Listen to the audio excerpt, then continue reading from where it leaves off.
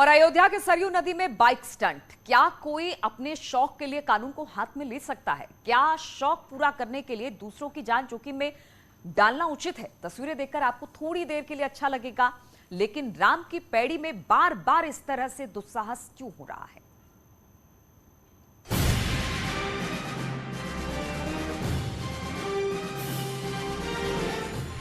पहले सरयू नदी में अश्लीलता,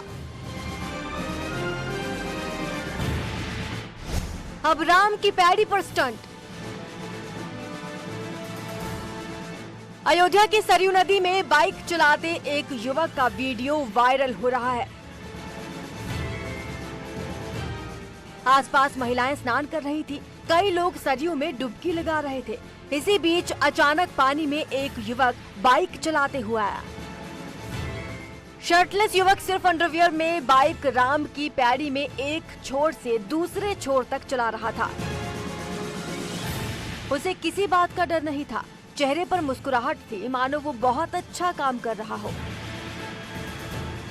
अयोध्या की राम की पैड़ी पर हर रोज हजारों की संख्या में लोग आते हैं और स्नान करते हैं। हाल ही में एक दंपति की पैड़ी में अश्लीलता करने पर स्थानीय लोगों ने पिटाई कर दी, जिसकी चर्चा पूरे देश में हुई थी।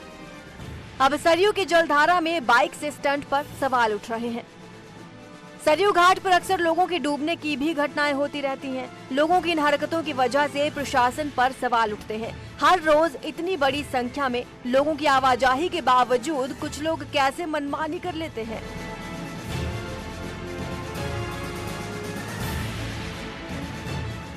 अयोध्या कोतवाली के नया घाट और लक्ष्मण घाट चौकी के बीच का क्षेत्र राम की पैड़ी के नाम से जाना जाता है।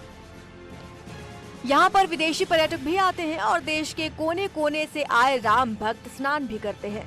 अगर ऐसी हरकतों पर रोक नहीं लगी तो लोगों को न सिर्फ परेशानी होगी, बल्कि सरयू में स्नान करने वालों के लिए खतरा भी है। न्यूज़ 18 के लिए अयोध्या से निमिष की रिपोर्ट।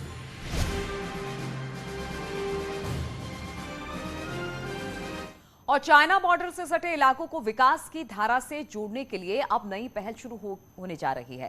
केंद्र की वाइब्रेंट विलेज योजना के तहत सेना के साथ मिलकर बॉर्डर के गांवों में वे सभी जरूरी सुविधाएं जुटाई जाएंगी जिनकी दरकार दशकों से थी।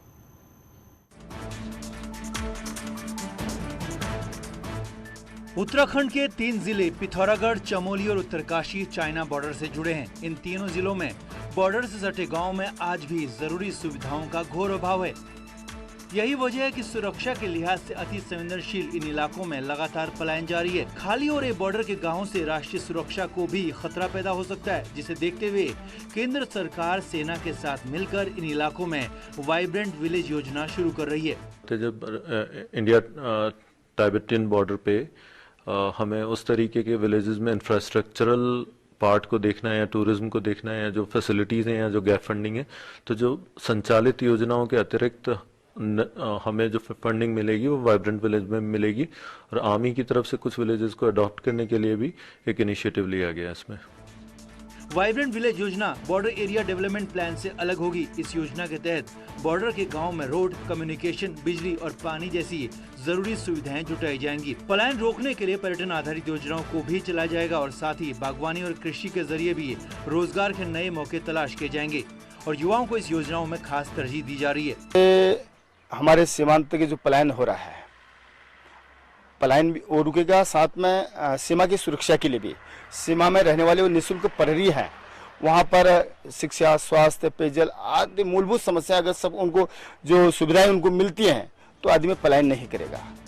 वाइब्रेंट विलेज योजना को चीन के उस प्लान की काट माना जा रहा है जिसके तहत चाइना, भारत, नेपाल और भूटान से लगे इलाकों में मॉडल विलेज बना रहा है। अगर ये योजना कागजों से धरातल में आती है तो उत्तराखंड के बॉर्डर के गाँव की कायाकल्प होने की पूरी उम्मीद है। न्यूज़ 18 के लिए पिथौरागढ़ से विजयवर्धन उप्रेती की रिपोर्ट। और उत्तरकाशी के 60% क्षेत्र में नेटवर्क ना होने का खामियाजा बुजुर्ग ग्रामीणों को उठाना पड़ा है। ऐसे में राशन विक्रेता लोगों को गाड़ी में भरकर नेटवर्क क्षेत्र में ले जाते हैं। उत्तरकाशी में राशन कार्ड के लिए बायोमेट्रिक प्रक्रिया लोगों के लिए जी का जंजाल बन गई है, क्योंकि जिले के 60% एरिया में नेटवर्क ही नहीं आता है। ऐसे में राशन पाने की आस में ग्रामीण बुजुर्ग पहले पैदल दूरी नापते हैं और फिर राशन विक्रेता उन्हें गाड़ी में बैठाकर नेटवर्क वाले इलाके में ले जाते हैं, जहां बायोमेट्रिक प्रक्रिया को पूरे करने के बाद वापस गांव लौटकर उन्हें राशन देते हैं। 4 किलोमीटर आगे पैदल यहाँ चल के नहीं सकता है, इसलिए हमको घर में मिलना चाहिए। सब बोलो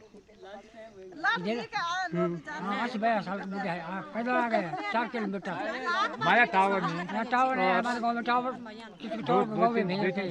हाँ।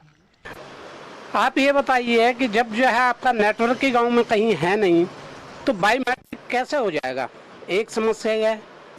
उत्तरकाशी जिले में करीब 77,000 राशन कार्ड धारक हैं और सरकारी सस्ते गल्ले की 556 दुकानें हैं, जिसमें लगभग 13,000 कार्ड धारक ऐसे हैं जहां नेटवर्क ही नहीं है।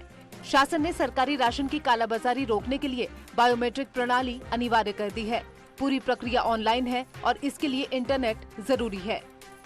नेटवर्क की समस्या तो इस समय है और हमारे काफ़ी बड़े क्षेत्र में नेटवर्क उपलब्ध नहीं है। जैसे मोरी ब्लॉक के हमारे 4 गोदाम पूरे का पूरा नेटवर्क से बाहर हैं और अराकोट में भी काफ़ी क्षेत्र है, बड़कोट में है, छुटपुट एरिया तो हर जगह ही है, लगभग हर गोदाम में हमारा है। तो हमारे तो लगभग 12 से 13,000 कार्ड नो नेटवर्क जोन में पड़ते हैं।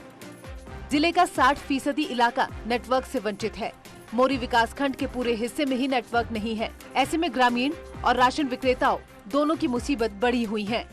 न्यूज़ 18 के लिए उत्तरकाशी से बलमीर परमार की रिपोर्ट।